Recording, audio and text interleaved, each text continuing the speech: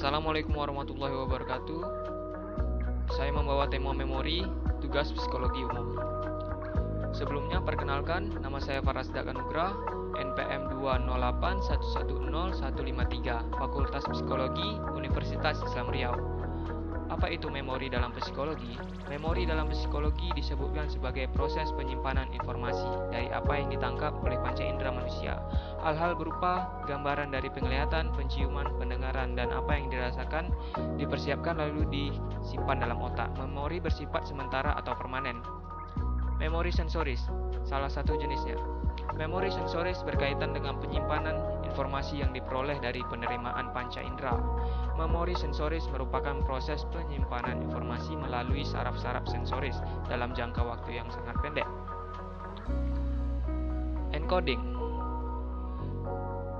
Dalam memori sensoris, pada saat mata melihat sesuatu gambaran objek melalui sistem indera akan disampaikan ke bagian penyimpanan otak melalui impuls saraf. Storage.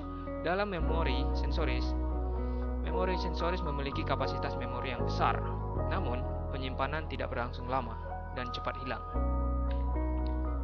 Fungsi memori encoding. Memasukkan informasi encoding merupakan proses penyerapan persepsi dari informasi yang didapatkan kemudian dirubah menjadi default memory organisme.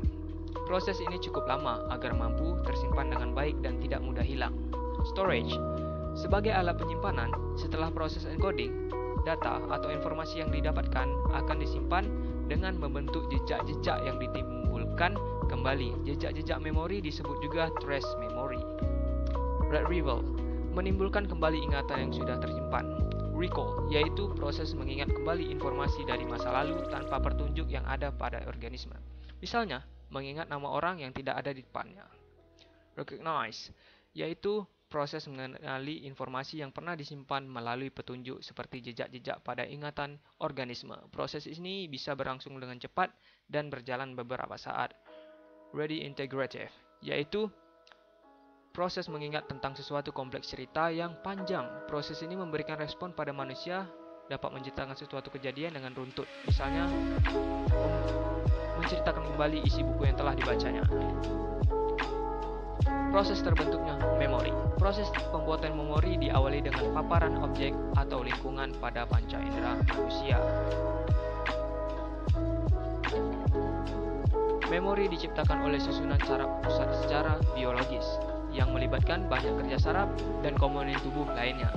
Proses terbentuknya memori diawali dengan penerimaan informasi melalui panca indera, kemudian diterima oleh saraf sensori di panca indera dan dikirim ke otak. Faktor kelupaan dalam sebuah memori. Kelupaan terjadi karena ingatan yang tersimpan tidak pernah atau jarang ditimbulkan kembali sehingga perlahan ingatan itu memudar dan hilang. Konsep lupa memiliki 4 macam teori. Decay teori menganggap bahwa memori akan memudar. Teori interferensi menitik beratkan pada interval. Retrieval failure, kegagalan mengingat memori disebabkan oleh interferensi. Teori motivated forgetting, kecenderungan melupakan hal-hal yang tidak menyenangkan. Lupa bisa juga menjadi tanda fisiologi dari penuaan dikarenakan fungsi saraf yang menurun pada usia tua dan tidak dapat meregenerasi lagi. Terima kasih, harap bermanfaat.